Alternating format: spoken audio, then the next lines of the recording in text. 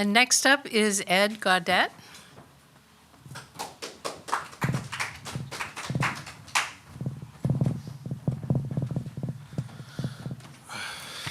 All right. This place has an unbelievable, the space has just a beautiful sense of peace and what you created here. It's wonderful.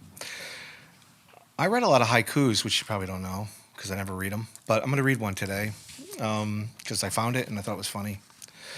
Not funny in a strange way, but it's called Camp Haiku. Never knowing death, we assemble fervently, swim past loon for food. Just remember when you were in camp as a kid and you had your swimming lessons and you had to swim in order to eat lunch? Those damn Nazis at camp. All right. This one was appeared in Burning Word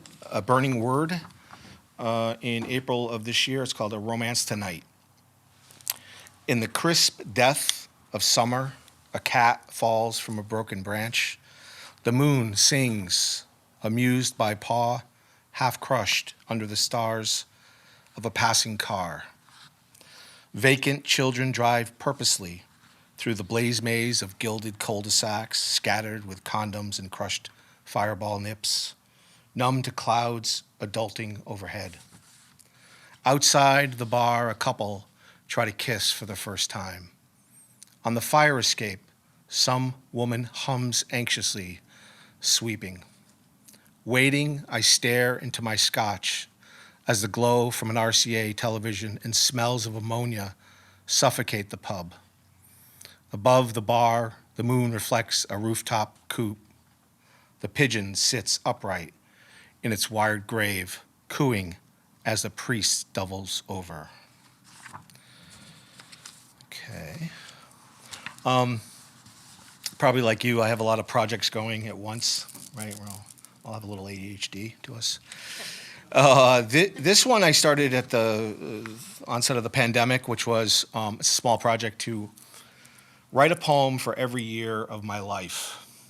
And I'm 60 this year, and I've got to 10. So I'll read two. One was picked up will be soon to be published in a recent journal, and one has not. And so there's a name of the poem, and then there's a year. And so this is called Kindergarten, 1970. Thank you for coming in today.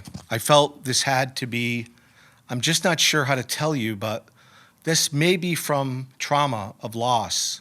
He can be disruptive, which is usually a cry, certainly under the circumstance, how could you blame him?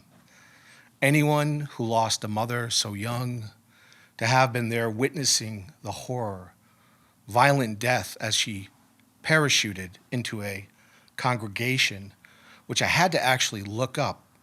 I think it's amazing as the step you read to him so much, his vocabulary. Last time it was a shiver, unkindness, and a wake before that. Look them up. I'm his real mother. Boy's imagination is interminable. Okay, this one is 5 years later. I'm 10, 1975. Mr. Smedley would play Dream On during 5th grade recess. He caught me once trying to rub my belly while patting my head during math. As Hooper discovers Ben Gardner's head, root beer barrels spit into beehive hair. My father runs me around the neighborhood in toughskins so he can coach midget football. It escalates to blocking and tackling an 85-pound bag on the front lawn while violent sun sets. Work provides escape. Maslow was a caddy.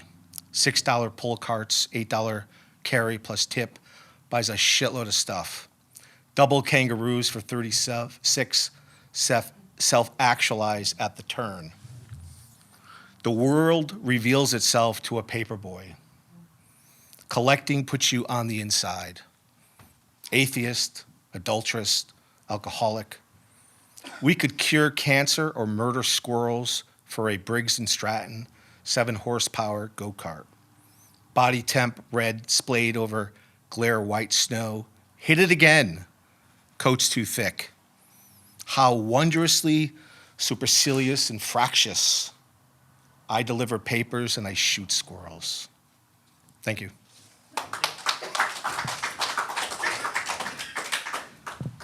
Thank you, Ed. That was great. I got to hear you 2 weeks in a row. I feel very fortunate. Life is good.